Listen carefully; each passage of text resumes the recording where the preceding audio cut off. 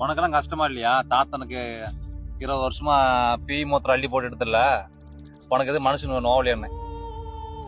மனுஷனோட கடவுளே என்னைக்கு நல்லா பண்ணுவ, என்னைக்கு நல்லா நடக்கும், எப்படி இருப்போம், என்ன வாழ்க்கையை கெடுத்து விட்டி கடவுளேன்னு கடவுளைத்தான் நோவனே. எனக்கு கைட்டமெல்லாம் கிடையாது.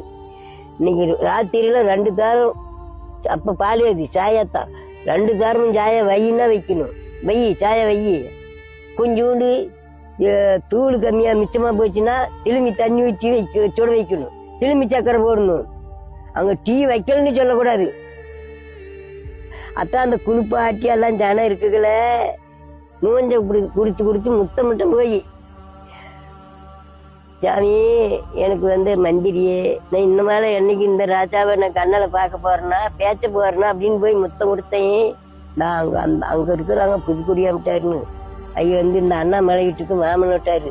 10 பேர் வந்திருந்தாங்க.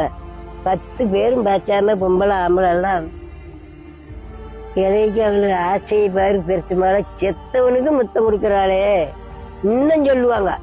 என்னை கண்டுட்டா சொல்லுவாங்க, இந்த ஆயா செத்தவனுக்கு முத்தம் கொடுத்தவள்ள இந்த ஆயா அப்படிப்பாங்க. எல்லாம் தான் மருமக்கமா இருக்கிறாங்க, பொட்டு பிள்ளைங்கிறாங்க.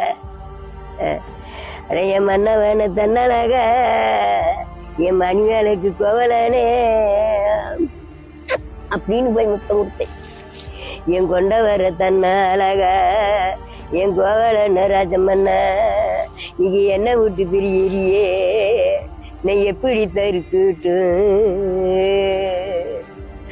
என் கண்ணாம சொன்னாலும் இந்த பூமிக்கு தெரியுமா, தனத்துக்கு தெரியுமா?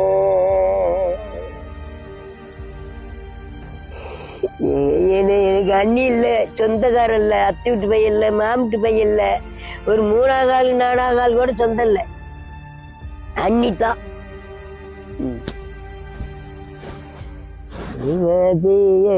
மருந்து நீ அரண்மனையில படுத்துக்கிட்டு என் கோணத்தை மறந்துட்டு இனி கோட்டையில் படுத்துக்கிட்டு இதெல்லாம் சொல்லிவிட்டா செதுக்கும் போலவே சிங்கப்பூர் மெத்த